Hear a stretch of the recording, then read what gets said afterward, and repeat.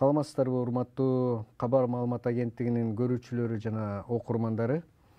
Акыркы жумада коомчулукта аябай коомчулукту дүрбөлөңгө салган көп окуялар болду, саясий окуялар.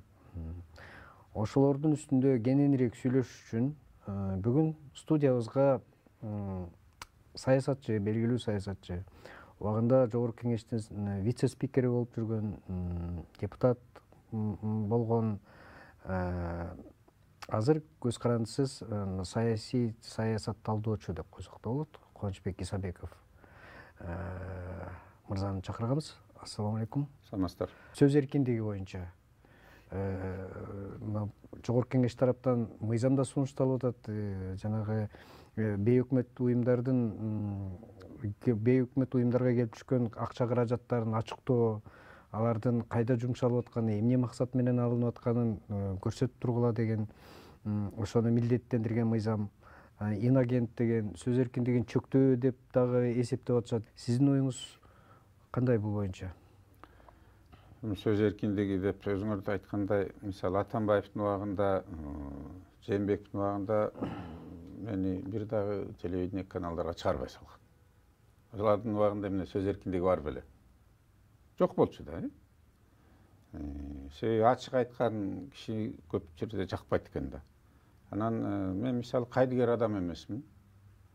Көрүп билип туруп, көзүңдү жумуп койсоң, даже бул мыйзамдар боюнча, мисалы бир кылмышкерликти карап туруп, сен чара көрбөсөң, сени жоопко тартат. Действие или бездействие дейт.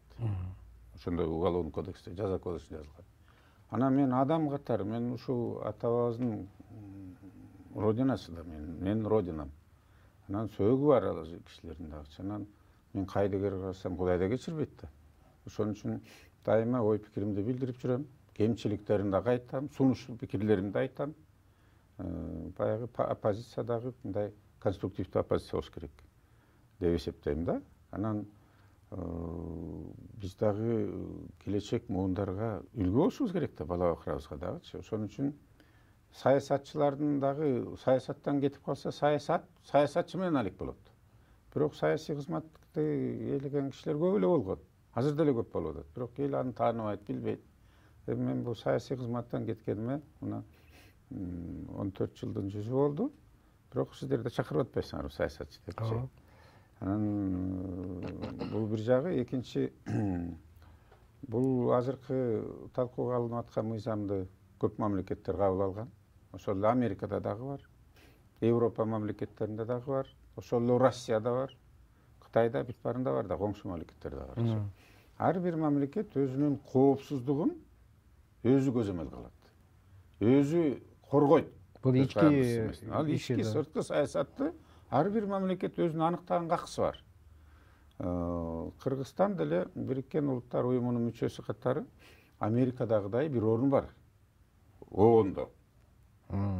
Ал бир добушубуз бар биздики дагычы. Анан баягы биз чоң мамлекетпиз, биз байбыз деп мындай буйрук бергендей аксы жок, үстөмдүк кылгандайчы. Ал убакыт келет, Кыргызстанга дагы бизге да көп мигранттар келет. Керек болсочу. Бизди тарыхыбыз, тилибиз, дилибиз, маданиятыбыз боюнча ошол эле Америкадан улуубуз дажычы. Америка кийин ачылган. Биз улуу мамлекет деген Россия, Кытайдан да кем эмеспиз. Биз тарыхыбыз, дилибиз, тилибиз боюнча дагычы. Анан биз башыбызды жерге салып, анан бирөөнүн желдети болбойбуз. Өзүбүздүн келечегибизди өзүбүз аныктай турган биздин конституциябыз бар, мыйзамдарыбыз бар. Да, сөз эркиндиги болуш керек. Антпесе болбойт. Ар бир мамлекетте оппозиция болуш керек. Болбосо андай болбойт да. Мисалы өнүккөн мамлекеттерде деле ошол Американы алсак, демократтар менен республикалыктар кармашат эмеспи? Бирок мисалы демократтар утса, республикалыктарга бул каржы булактарын жетектеген министрликтерди, контролго алчу функцияларды ала тургандарга берет, күч структураларында берет керек болсочу. Бизде тилекке каршы андай болгон эмес. Андай болушу керек деп эсептейм негизичи.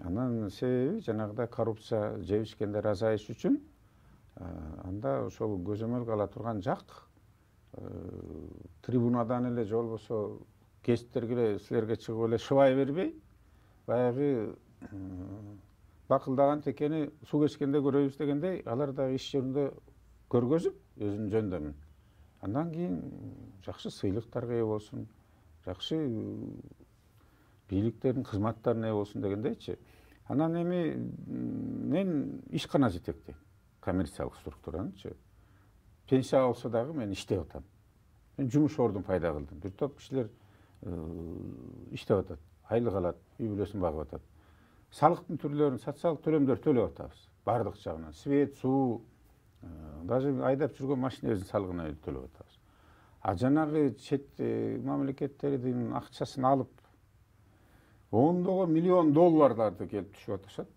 алар болсо эч салык төлөбөй отчет бербей жүргөнү бул туура эмес деп эсептейм алар деле биздин жаранда кыргызстандын келечегине ар бирибиз жооптубуз сиз дагы мен дагы ошол эле НПОшниктер дагы чет мамлекеттерден алган анан алар кайсы жактан негизи бизде пейил ниет бузулуп калды бизде азыр Америкага кеткен кишилерде кайра келип аткан фактылар бар ооба бар үй бүлөлөр менен кайра келип аткандар бар адашып калып турубуз унутуп калып турубуз деп аяктын менталитети да башкача Европаныкы делечи атасын энесин сотко бергендер бар менчигин тартышып алып бири бирин түрмөгө каматкандар дагы бар да а бизде качан ошондой болчу эле да анан материалдык жакты биринчи орунга коюп өзүбүздүн духовный ички дүйнөнү намысты түшүрүп койгонубуз бул туура эмес болуп атат биздики базар экономикасы десе биз ушу материалдык жактан акча жагын биринчи орунга коюп калдык демек сиз бул сунушталып аткан мыйзам туура деп ойлойсуз көпчүлүк жеринде туура бирок мындай дагы ойлор болуп атпайбы өзгөртүү киргизсе болот кечиресиз бир ойлор бар ошол эле бейөкмөт уюмдардын өкүлдөрү айтып атат коомчулукта да ушундай сөздөр бар журналисттерге аябай чоң кысым болуп атат мына 11 журналисттин камалышы бул албетте жанагы жоопкерчилик болуш керек муну баары эле колдоп атат бирок ушундай ыкмалар менен баардык журналисттердин оозун жабуу аракети болуп атат деген дагы көз караштар бар да мен буга толук кошула албайм себеби мен деле азыр көз карандысыз комиссия жетектеп атпаймынбы биз баштаганбыз сиз июнь окуясы боюнча 2010 жылдын июнь окуясы апрель окуясы боюнча биз андан кийин могу дача сууну көрөбүз пандемия убагын көтөрөбүз почему келген жана 737 миллион доллар келген кредит жардамга канча грант келген канча гуманитарка келген алар кайда кетти бизде көп кишилер өлбөдү аны даже ошол Сооронбай Жээнбековдун убагында өлгөн кишилердин да санын азайтканга аракет кылышты да дары дармектен деле дары дармек жеткен жок жанагы биздин чет элде жүргөн жарандар да канча бул эми өзүнчө чоң тема чоң темалар биз ушу тарыхтын ачылбаган сырларын иликтеп көрөлү четине чыгаралы дегенбиз анан азыр ошондо деле мени мындай эч кандай далилсиз шыбагандар пайда болуп атат ошол эле тиги Атамбаевдин жан жөкөрлөрү жанында жүргөндөрү атайы берилгендери же тыйын берип койсо шыбагышып элечи мындай карап көрсөк бизде ыйман ысап да жоголуп калды пейил ниет бузулуп баратат сиз журналисттер жөнүндө айтып атасыз кыргызбыз го журналисттер жөнүндө дагы айткым келет да анан бирөө бирдеме берип койсо эле жана блогерлер деле туура эмес кылып атпайбы мисалы мыйзам биринчи орунда туруш керек туура конституция биринчи орунда туруш керек адам укугун бузбашыбыз керек бизчи эркиндигин бузбашыбыз керек жеке менчигин да тебелеп бузганыбыз туура эмес мисалы бир блогер барып алып коросуна кирип алып туруп могул момундай үй салыптыр дейт а блогер өзү эмне кылып коюптур кээ биричи мен деле айылдаштарым бар айылдарыма барып калсам кээде ичип жатат көзү чылпактайт балдар ачка а жанындагы күнү түнү иштейт ал мөрөгүн алып барып сатат мал семиртет чөп чаап атат эмнени гана кылбайт ал байып кетсе ой момуну бир эме болсо биз басып алыш керек эле болсо энең бурайым байып кетти деп атат да ушул кандай эми биз өзүбүз дагы кичине суроо берсек биз өзүбүз эмне кылып койдук депчи жок дегенде бала бакыранын курсагы токпу кийим кечеси бүтүнбү ошо окууда кандай багырып окуп атат кечинде чылпактап көзүңгө арак ичип жатып албай карап койбойсуңбу дневнигин окуп жетиратын китептеринчи айылыңда эмне болот көчөңдө эмне болуп атат эми патриот болушубуз керек ар бирибизчи сынга алыш кыйын да анан кээ бир журналист жана блогерлердин кылганына мен кошула албайм мисалы бирөөнүн менчигин барып ал кирип алып туруп тарткан мисалы көчөдө баратканда дагы мыйзамды алсак сиз мени тартканга акыңыз жок сиз суранышыңыз керек уруксатпы же жокпу деп. Туура. Ошол эле Америкада сизди сразу камап коет эгер андай болсочу. Сиз бир кыз келинди же бирөөнүн момунту кечке карап туруңузчу, айтат, сиз мага пристали дейт. Тартмак турсун, жөн эле карап. Ооба, жөн эле карап эметип койсоңчу. Ооба, Аны деген полиция чакырып камакка да алып коет, мисалычы. Мага мисалы жакканы, мисалы Лукашенконы сөгүп атпайбы? Мен Кыргызстан, Белоруссия достугунда жетекчиси болуп жүрдүм. Шайлооруна барып жүргөм. Ошол жерде кызыл светофор күйүп турса, машина жок болсо да киши өтпөйт. Өнүккөн мамлекеттерде. Бизде болсо эми карабайсыңар, врачтарды сабап коюп атат, милицияларга кол салып атат. Айланайындар, ошол доктурлар деле эң ооруп атсаң биринчи ошолорго кыйкырып жардам сурап атпайсыңбы? Сууга чөгүп баратсаң да милицияларга кайрылып атпайсыңбы? Ал деле бирөөнүн баласы да, Анан биз эчак эле ойлончу ойгончу маалдан өтүп калдык. Тилекке каршычы мамлекетти биз аңгек эмес, биргелеп туруп, туусу желбиреп турганына сүйүнүшүбүз керек. 30 миллион калкы бар улуттар бар, дайыны жок. А биздики оондо желбиреп атпайбы? Анан сактап кала албасак ушуну, ата-бабабыз көзүнүн карегиндей сактап келген нерсени унутуп, биз сактап кала албасак, бизди Кудай да кечирбейт, келечек да кечирбейт, ата нарбагы да кечирбейт. Эми ушул сиз айтып аткан бул коомчулукта болуп аткан нерсе да, бул ар бирибиз эле көрүп байкап турабыз.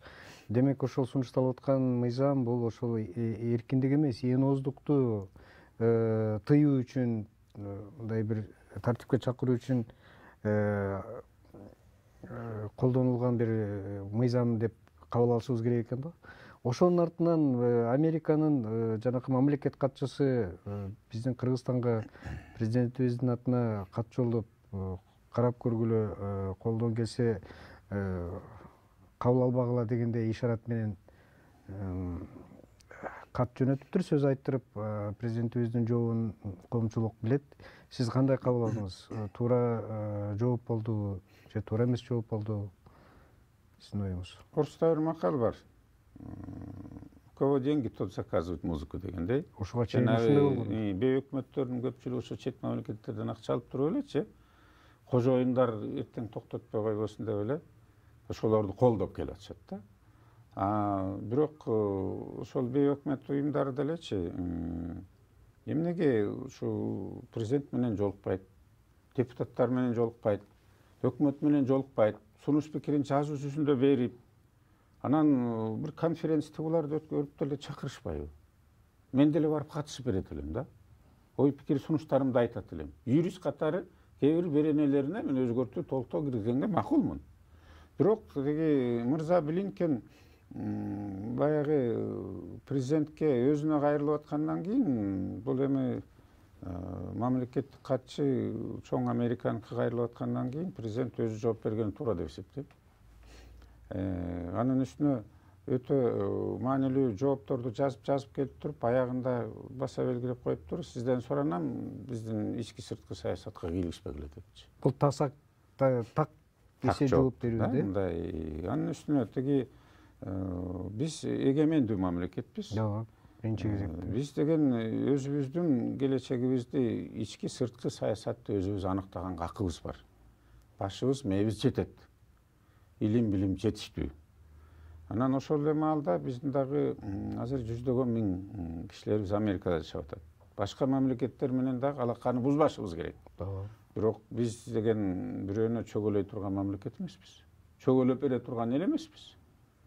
Биздин ата-бабабыз Кудайга шүгүр. Чынбы? Чындык. Анан конечно, могу азыр дүйнөбүздүн баарында кризис болуп атат. Дүйнө тынч эмес. Мына Украина, Россиянын ортосундагы жаңжал, согуш болуп атат десек болот. Карасаңар тиги Израиль менен Палестина эмне болуп атат. Иракта да тынч эмес. Азыр мына тиги Афганистанда да тынч эмес болуп атат. Ливия эмне болду, Йемен эмне болду. Дүйнөбүздө тынч эмес. Катаклизма көбөйдү. Анын үстүнө тиги табигатта дагы катаклизмалар, мына жер титеп атат уламчы. Анан Кудай дейбиз, бирок сактансаң сактаармын дегендей, коопсуздугубузду карабасак болбойт. Мен айтар элем, ошо мырза Блинкен деле бул Кыргызстан, Тажикстан ортосундагы бүлүк болуп, согуш болуп, кишилер өлүп, кыйроо болуп атканда эмне үчүн алар бир карап коюшкан жок. Сөз айтып, Сөз айтып, кой токтоткула деп кишисин жиберип ошо чек араны көрүп жок дегендечи эч көргөндө кат сырткы катарын карап көрүп туруп анан көз карашын айтып кой токтогула анткен жок. ооба Анан мындай болгондо эле тиги эмне үчүн мисалы Американы туурашыбыз керек да, биз айдып көрсөкчү. Жакшы жагын алалык, жаман жагын таштайлы. бирок алардын өзүлөрүндө деле бар турбайбы мындай мыйзам ошондой Өзлөрүндө деле болду да. Эми мына Карлсон келип тиги президент Путинден интервью алса жеп кое жаздашты. Аны бүгүнкү күнгө чейин шоп атышат. Аябай жөн эле тиги муну мамлекетке персона нон грат кылабыз деп атат да. Европага да киргизбей салабыз, Америкага киргизбей салабыз, эмне киргиздиңер деп. Ошол эле журналисттери, ошол эле тиги Клинтон байбичеси болуп кыйкырып атышат да. Анан ал сөз эркиндиги деп бирөөнү үйрөткөндөн көрө өзүңкүң тыйып ал да мындай карап көрбөйсүңбү деген сөз пайда болот экен да. Анан бул жерден жооп туура эле болду деп эсептейм. Мен колдойм бул маселе боюнчачы. Анан эми Америка өз оюн айтты, бирок биз эгемендүү мамлекет өзүбүздүн арабызды өзүбүз эле чеккенибиз жакшы. Жообузду бердик деп ойлойсуз. Жоопду бердик. Анан бул законду деле азыр кабыл алына элек. Бирок жогорку кеңеш дагы Биринчи окуудан кабыл алынды. Биринчи окууда эми толук кабыл алынды. Күчүнө кире элек. Ал жогорку кеңеш кабыл алган менен президент кол коебу, кол койбойбу, же дагы кайрып жибереби? Же могуларды карап көргүлө деп кайра суранабы жогорку кеңештен? Бул маселе чечиле элек да. Талкуу болуп атат. Талкуу болуп атат. Анан комитеттин деле ачык өткөрүп атпайбы комитеттичи? Барышсын да. Сунуш пикирин мындай сын калган оңой. А бирок сен өзүң сунушуңду айтпайсыңбы? Бул статьянын ордуна могуну жазып койгулачы. Бул сөздү кошуп койгула, бул беренени алып салгыла, бул беренени биз сунуштап атабыз депчи. Анан ал жерде деле келесоо кишилер жок, мындайчы. Алар дагы мамлекеттин келечеги үчүн элден шайланып келгенден кийин негизи элдин атынан сүйлөй турган президент бар. Анан жогорку кеңеш. Депутат же төрага андай мен элден деп сүйлөй албайт. Жогорку кеңеш айткан акысы бар да. Муну эсибизде алышыбыз керек. Анан негизи баарыбыз мыйзам чегинде иштешибиз керек. Конституциябызга. Туура айтасыз. Ошого эле улай мына кечээ эле президенттин дагы бир жарлыкка кол койдум деп өзүнүн Facebook баракчасына жазып чыкты. Мен өзүм үлгү болуп берейин деп мына өзүмүн менчиктеримди мыйзамдаштырдым. Ошол эле буга чейинки чоң акчаларды сыртка алып чыгып сактап жүргөн бизнесмендерге, ишкерлерге, бай жарандарга кандай кайрылуу жасады да, Кыргызстанга алып келип адалдаштырып алганга мүмкүнчүлүк бар. Бул кандайдыр бир убакытка чейин гана иштейт, ошону колдонуп калгыла деген. Эми биз билебиз, биздин Кыргызстанда көп нерсе бат эле өзгөрүп кетет да. Ага ишенип ишенбей турган адамдар да бар. Биз алып келсек, анан ким гарантия болуп берет дегендей.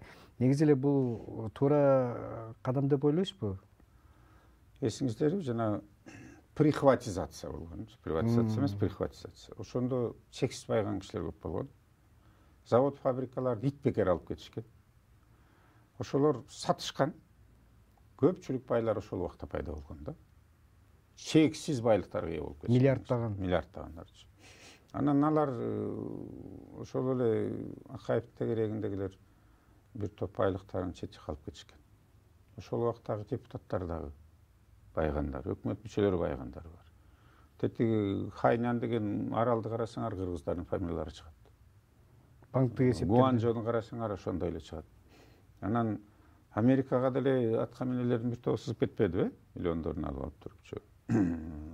Тиги Англияда жашап аткандар бар, Европада жашап жүргөндөр бар.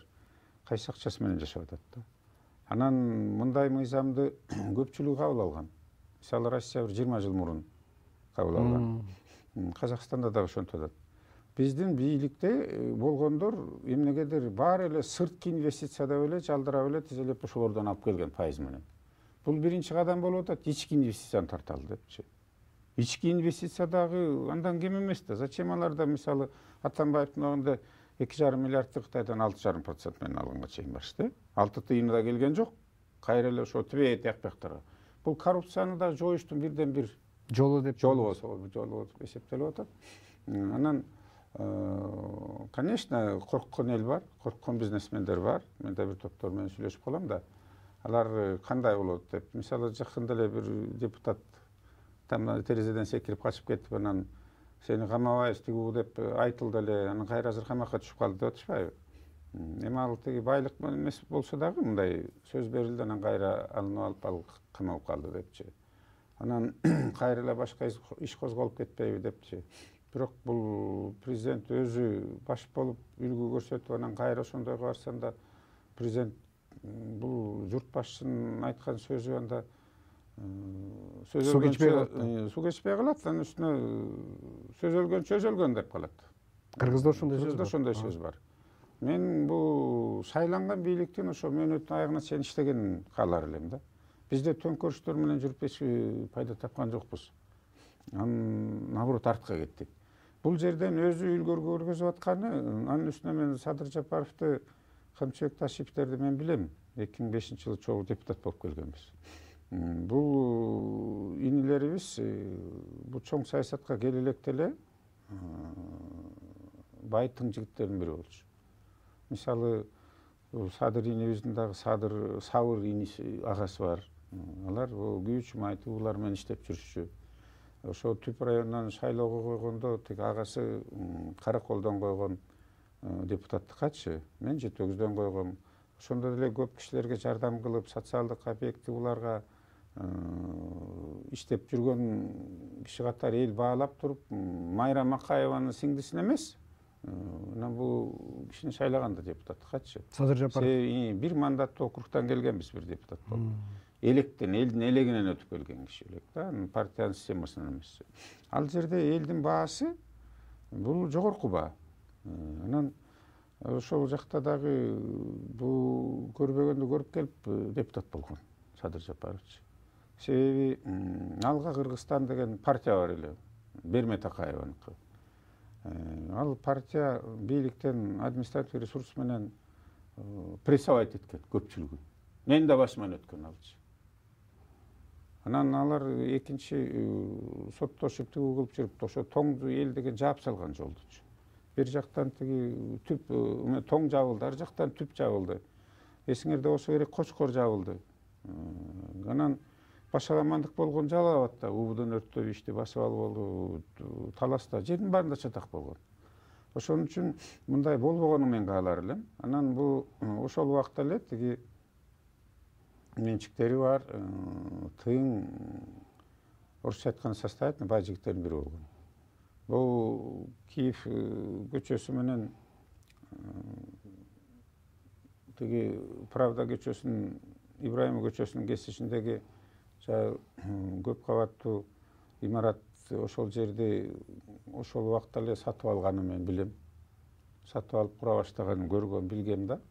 Анан эми азыр $20 миллион бааланып атат. Ой, байып туруп $20 миллион эмне экен деп дагы эл арабызда сөз кылып атпайбы? Бул президент болгону байып кетти деген. Ооба, президенттин болгондон бери байлыгы көбөйдү. Бул имарат бул шаардын борбору болуп атат. Сумдун, Гумдун жанында болуп атат. Центринде жайгашкан. Буну алтын квадрат деп коет. Ар жагы тиги Гоголь көчөсү, Карпинка көчөсүнөн баштап тиги Белинкага чейин бул золотой квадрат деп коюшат да. Анан ошол жерде жайгашкандыктан, көп кабаттуу имарат болгондуктан бул баасы $миллиондогон турат. Бул чындык. Анан ал дагы талаадан келген жигит эмес болчу. Үй жай, машинеси тигулар бар болчу. Мен көргөм аны. Ишкерлик менен алектеништи. Ишкерлик менен бизнесмен алек болуп жүргөн. Анан эми азыр өзү үлгү болгондон кийин мен дагы ишенип турам, жакынкы эле күндөрдө Акылбек Жапаров чыгарат. Жогорку Кеңеш төрагасы чыгарат өзүнүн байлыктарын, кандай вице-премьер Ташиев чыгарат. Анан бул атка минерлер өзүнүн мыйзам чегинде милдеттүү, жаап жашырбай эми 1-июлга чейин ким үлгүрсө аны жоопко тартылбайт деп атпайбы? Анан эми кандай жол менен байыса дагы ошолор алып келип калса жоопко тартылбайт деп. Бул бир мүмкүнчүлүк деп. Бул мамлекеттин, анан президенттин кепилчилигин алып аткандан кийин ишенгим келет да. Анан жок, ал сөзү бузулуп, анан кайра иш козголуп, анан ошолорун тартып алалык дегүү десем, анда бизге инвесторлар да келбей калат. Анда өзүбүздүн эл бийликке ренжи болуп, ишеник такыр кетет дагы кийинки шайлоолорго добуш берет деп ойлоп атасыңар. Кыргыз эл андай эмес.